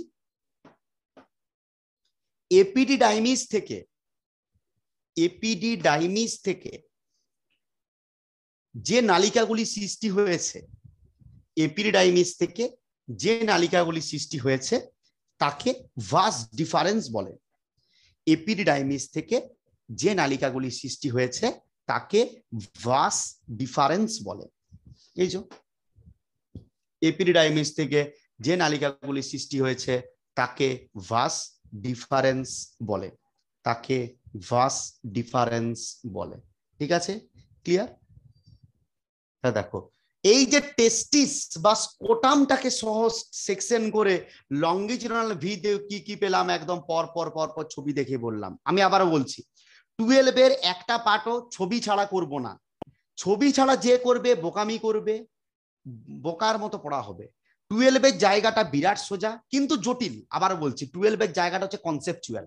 যদি কনসেপ্ট না থাকে তুমি একটা উত্তর দিতে পারবে না। আর যদি এটা একবার ভালো করে পড়ে নাও, তোমাকে যেমনই কোশ্চেন ধরুক তুমি আশা রাখবো ইজিলি আমরা বলতে পারবো এই জায়গা থেকে। ঠিক আছে, তাহলে এইগুলো হচ্ছে বিষয়। এই এতটি পর্যন্ত আমরা করব যে শুক্রাশয়ের লম্বচ্ছেদ অবধি করলাম। পরের দিন কি করব, এই শুক্রাশয়টাকে প্রস্থচ্ছেদ করে দেখব। এটা নিচে ছবিটার নিচে লিখে রাখো শুক্রাশয়ের লম্বচ্ছেদ, এটাকে লিখে রাখো শুক্রাশয়ের লম্বচ্ছেদ। ঠিক আছে, মানে লঙ্গিচুডানাল ভিউ। পরের দিন কি করবো বলতো, প্রস্থচ্ছেদ করব। প্রস্থচ্ছেদ করলে কে কাটা যাবে বলতো? প্রস্থচ্ছেদ যখনই করব, কাটাকাটি করলে আমরা দেখার চেষ্টা করতে হবে কোন জায়গাটা বলতো। বাকিগুলো তো কমন টিউব দেখে নিলাম, কিন্তু গুরুত্বপূর্ণ জায়গা কোনটা আমার? Seminiferous tubule. এবারে সেমিনিফেরাস টিউবিউলকে কাটবো, কাটলে কি দেখতে পাবো? ওই গোল গোল বলের মতো তিনটা অংশ দেখতে পাবো। এবার তার মধ্যে দেখতে পাবো কি আছে, কি করে শুক্রাণু তৈরি হচ্ছে সেখানে দেখবো, শুক্রাণুগুলো কি করে অবস্থান করছে দেখবো। তাহলে শুক্রাণু তৈরি উৎপাদন দেখে নিলে তো আমার গোটা কাজ কমপ্লিট। শুক্রাণুগুলো সেমিনিফেরাস টিউবিউল রেডি রেস্টে আসবে, ডিফারেন্সিয়াসে আসবে, এপিডিডাইমিসে আসবে, ভাস ডিফারেন্স আসবে। ভাস ডিফারেন্স থেকে সেটা চলে যাবে কোথায়? পোস্টেড গ্ল্যান্ডে। সেখানে বিভিন্ন পদার্থ খরিত হবে, বিভিন্ন রাসায়নিক পদার্থ খরিত হবে। এখানে সেমিনাল ভেসিকেল থেকে পদার্থ খরিত হবে। এইগুলো মিলিত হয়ে এই শুক্রাণুটার সাথে যে তরলটা মিশ্রিত হবে সেটাকেই বলা হবে সিমেন বা বীর্য। সেটা পরবর্তীকালে দেখব। এবং এই পোস্টেড গ্ল্যান্ড শুধুমাত্র একটা থাকে, দেখো সেমিনাল ভেসিকেল দুটো থাকে, তার নিচে যে গ্রন্থি সেটা হচ্ছে কাউপার গ্রন্থি। তার মানে পুরুষ দেখে শুক্রাশয়ের সাথে কটা গ্রন্থি অ্যাসোসিয়েটেড? তিনটে গ্রন্থি। এক কি পোস্টেড গ্ল্যান্ড, দুই হচ্ছে সেমিনাল ভেসিকেল, তিন হচ্ছে কি কাউপার গ্ল্যান্ড, বা এটাকে বলা হচ্ছে বাল্বো ইউরেথ্রাল গ্ল্যান্ড। ঠিক আছে, এইটা হচ্ছে তিনটা গ্রন্থি। তারপরে সেটা ইউরেথ্রার মাধ্যমে পেনিস। এবার ইউরেথ্রা বা মূত্রনালী কেন পড়াচ্ছি? কারণ পুরুষের যেটা মূত্র পরিবহন করে যে নালীটা, সেই নালীটাই শুক্রাণুর পরিবহন করে। তার জন্য একে বলা হচ্ছে ইউরিকোজেনিটাল ট্র্যাক্ট। তোমরা নামটা শুনেছো, ইউরিকোজেনিটাল ট্র্যাক্ট বলা হবে কেন? পুরুষের শুক্রাণু নালীটাই কেন একই সাথে শুক্রাণু মূত্রের পরিবহন করে। কিন্তু গুরুত্বপূর্ণ জায়গা হচ্ছে যখন মূত্রের পরিবহন হয় তখন শুক্রাণু পরিবাহিত হয় না, আবার যখন শুক্রাণু পরিবাহিত হবে তখন মূত্রের পরিবহন হবে না। এবং আলটিমেট একটা বহির্জননাঙ্গ বা পেনিস বা সিস্নের মাধ্যমে কি হবে, ইউরেথ্রাটা বাইরে উন্মুক্ত হবে, যার মাধ্যমে সিমেন দেহের বাইরে নির্গত হতে পারবে। তাহলে এইটা হচ্ছে মেল রিপ্রোডাক্টিভ সিস্টেমের গল্প। তো আমরা লঙ্গিচুডানাল ভিউ পর্যন্ত বললাম, পরের দিন সেকশন করে এটা দেখবো। তারপরে বাকি পার্ট যেগুলো রয়েছে মেল রিপ্রোডাক্টিভ সিস্টেমের সেগুলোকে দেখবো। তারপরে দেখবো কি স্পারমাটোজেনেসিস কি করে হচ্ছে। তারপরে দেখবো কি স্পারমাটোজেনেসিস যখনই আমার হয়ে যাবে, পরের স্টেপ কি হবে, মেল রিপ্রোডাক্টিভ সিস্টেমের বিভিন্ন সমস্যা, তাহলে শেষ হয়ে গেল মেল রিপ্রোডাক্টিভ সিস্টেম। তারপরে এরকম ভাবে পড়বো ফিমেল রিপ্রোডাক্টিভ সিস্টেমের স্ট্রাকচার। তারপরে দেখবো ফিমেল রিপ্রোডাক্টিভ সিস্টেমে কি করে ডিম্বাণু তৈরি হচ্ছে, আর ডিম্বাণু তৈরি হতে গেলে আরেকটা পদ্ধতি যেটা হচ্ছে মেনস্ট্রুয়াল সাইকেল, সেটা দেখবো। তাহলে ডিম্বাণু উৎপাদন পদ্ধতি কমপ্লিট। যখনই ডিম্বাণু উৎপাদন পদ্ধতি কমপ্লিট হয়ে গেল, তখনই দেখবো মেল আর ফিমেলটাকে কোন কোন হরমোন নিয়ন্ত্রণ করছে, সেগুলো একবার দেখে নেবো। স্পারমাটোজেনেসিসকে হরমোন কেমন ভাবে নিয়ন্ত্রণ করছে, ওজেনেসিসকে কি করে করছে। নেক্সট দেখবো ফিমেল রিপ্রোডাক্টিভ সিস্টেমে বিভিন্ন প্রবলেম, যখনই প্রবলেম দেখা হয়ে গেল আমার কাজ শেষ। তাহলে মেল ফিমেল রিপ্রোডাক্টিভ সিস্টেম পুরোটা পড়া হয়ে গেল। আমার এবারে কি গ্যামেট যেগুলো পেলাম শুক্রাণু ডিম্বাণু, তার মিলন ঘটাবো, কি পাবো, ফার্টিলাইজেশন প্রসেস পড়বো। যখনই ফার্টিলাইজেশন প্রসেস হয়ে যাবে তারপরে কি পড়বো, এমব্রায়োজেনেসিস, ভ্রূণ তৈরি হবে। ভ্রূণ কি করে ডেভেলপমেন্ট হচ্ছে সেটা দেখবো। ভ্রূণ যখনই তৈরি হয়ে যাবে কি দেখবো, ভ্রূণটা পরিণত ভ্রূণটা দেহের বাইরে বেরিয়ে আসবে, তার মানে কি দেখবো, পার্চুরেশন প্রসেস। এই পার্চুরেশন প্রসেসটা কি করে হচ্ছে, সে অর্থাৎ প্রসব কি করে হচ্ছে সেই প্রসেসটা দেখবো। এটা একটা গুরুত্বপূর্ণ কোশ্চেন পরীক্ষাতে। এই প্রসবটাকে কোন কোন হরমোন নিয়ন্ত্রণ করছে সেটাকে দেখবো। এবারে প্রসবের পরে কি হবে, একটা সন্তান বাইরে ভূমিষ্ঠ হয়ে যাবে। এই সন্তান যখন ভূমিষ্ঠ হলো, এই সন্তান তার কিছুক্ষণ পরে মাতৃদুগ্ধ পান করবে, মায়ের দেহে দুগ্ধ উৎপাদন হবে, এটাকে বলা হবে ল্যাকটেশন। ল্যাকটেশন দেখবো। তারপরে মেমারি গ্ল্যান্ডের স্ট্রাকচার দেখবো, কমপ্লিট গোটা চ্যাপ্টার। তাহলে গোটা হিউম্যান রিপ্রোডাকশনটা